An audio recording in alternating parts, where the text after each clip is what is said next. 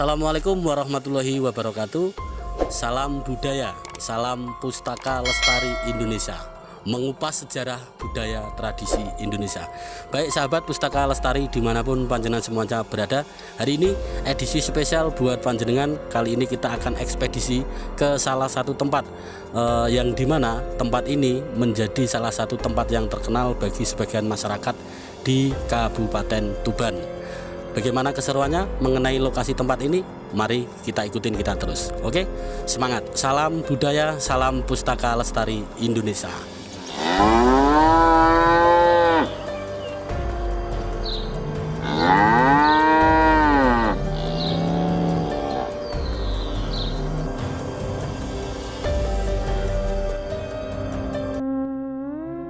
Mengawali perjalanan ekspedisi petualangan kali ini, kita akan menuju ke salah satu tempat yang menjadi situs cagar budaya yang berada di Desa Ngepon, Kecamatan Jatirogo, Kabupaten Tuban, Jawa Timur.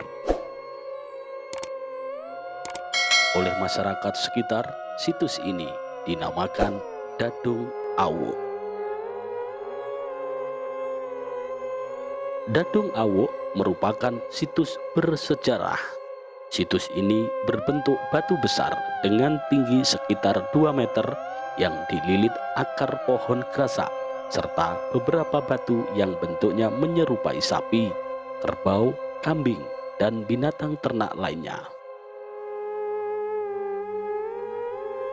Situs Dadung Awu ini terletak di petak 93 RPH Ngepon, BKPH Sale, Perhutani KPH Kebon Harjo.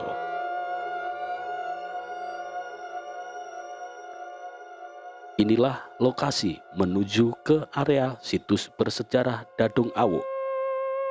Lokasinya kurang lebih berjarak 1,5 km dari poros jalan raya penghubung antara jalur Jatirogo dengan jalur Bulu, Bancar, Kabupaten Tuban. Lokasinya yang berada di tengah hutan membuat suasana berbau mistis sangat kental. Dalam sebuah cerita yang berkembang di masyarakat, jalur ini dulunya merupakan salah satu jalur yang dilewati oleh para wali songo dalam menyiarkan agama Islam di tanah Jawa. Sejarah situs Dadung Awu konon bermula pada masa sekitar runtuhnya Kerajaan Majapahit dan awal kejayaan Kerajaan Demak Bintoro yang dipimpin oleh Raden Patah. Pada masa itu, para Sunan atau Wali Sembilan juga tengah menyebarkan agama Islam di tanah Jawa.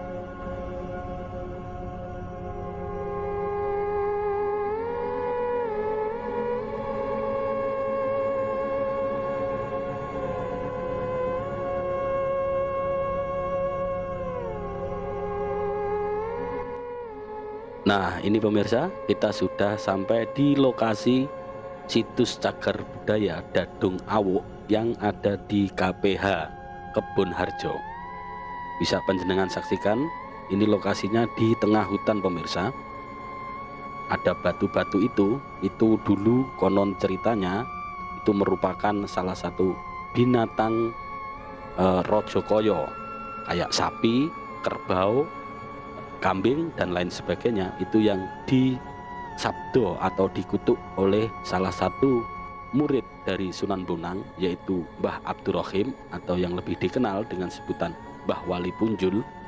Nah, jadi hewan-hewan itu dikutuk menjadi batu seperti ini pemirsa. Nah, ini batu ini berada di samping pohon besar, dan di bawah pohon besar ini itu dulunya terdapat patung sapi, salah satu hewan yang disabda atau dikutuk oleh Mbah Abdurrahim. Nah, itu batunya terdapat di pohon ini pemirsa. Lalu dengan berjalannya waktu, jadi batu itu sudah ditutupi oleh akar dari pohon besar ini pemirsa. Ada yang mempercayai tempat ini itu dijadikan tempat pesugihan. Jadi di hari-hari tertentu itu ada sebagian masyarakat yang menjadikan tempat ini untuk ritual. Jadi ritual pesugihan pemirsa. Ritual pesugihan Dadung Awuk. Nah, ini bisa pemirsa saksikan, itu lorong jalan menuju ke arah barat. Dulunya konon ceritanya jalur ini sering dilalui oleh Mbah Sunan Bonang menuju ke Demak Bintoro dalam menyebarkan agama Islam.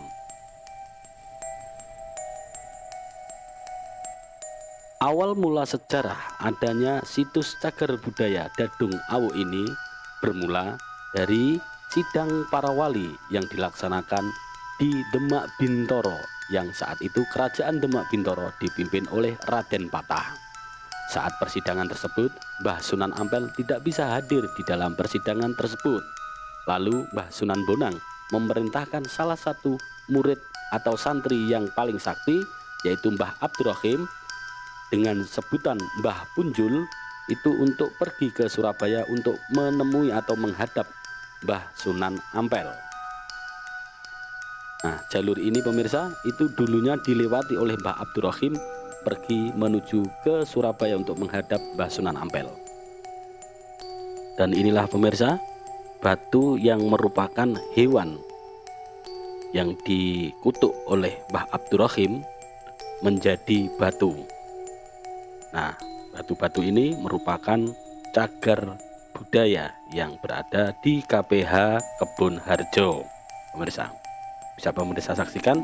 Nah, ini dulunya merupakan hewan sapi, kerbau, kambing, dan lain sebagainya pemirsa. Kembali ke situs sejarah Dadung Awuk yang ada di KPH Kebun Harjo ini, saat Mbah Abdurrahim atau Mbah Wali Pinunjul menghadap Mbah Sunan Ampel yang berada di Surabaya untuk menanyakan tentang kenapa kok tidak bisa hadir saat persidangan para wali di Kadipaten Demak Bintoro. Saat itu memang Sunan Ampel mempunyai urusan sehingga beliaunya tidak bisa hadir dalam acara persidangan tersebut. Kemudian Mbah Sunan Ampel itu menitipkan sebuah amanat di dalam bumbung atau bambu yang sudah dipotong, itu disumbat atau ditutup dengan daun lontar. Amanat itu dititipkan kepada Mbah Abdurrahim untuk disampaikan kepada Raden Patah di Demak Bintoro. Mbah Sunan Ampel berpesan dan beramanat kepada Mbah Abdurrahim untuk tidak membuka bumbung tersebut selama perjalanan. Bumbung tersebut cuman boleh dibuka oleh Raden Patah. Singkat cerita, lalu Mbah Abdurrahim berpamitan untuk pulang ke Demak Bintoro.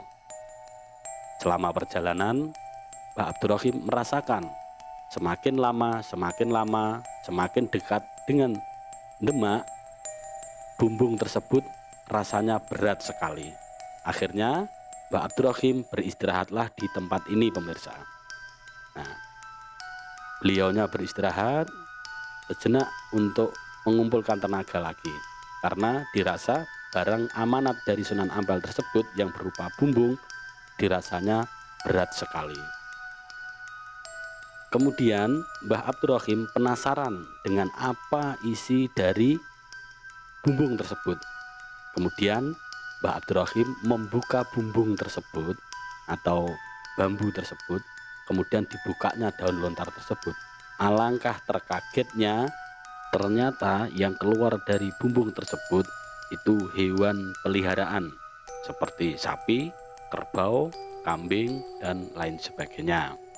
Kemudian hewan-hewan tersebut lari ke hutan. Lalu Mbah Abdurrahim mengejar, kemudian mengumpulkan di lokasi ini pemirsa. Jadi ditali, diikat satu persatu. Nah, kemudian ada salah satu dari hewan tersebut, yaitu sapi, menyeruduk Mbah Abdurrahim.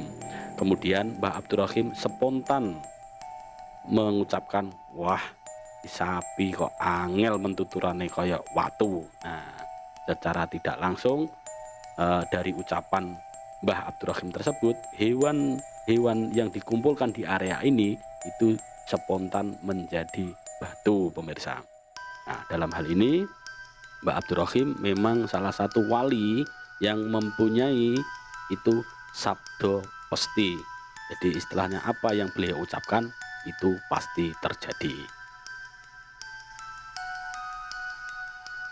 Nah, dari legenda sejarah tadi, ada orang yang meyakini serta mempercayai bahwa secara mistis di lokasi ini itu terdapat banyak hewan peliharaan seperti sapi, kerbau, kambing, dan lain sebagainya.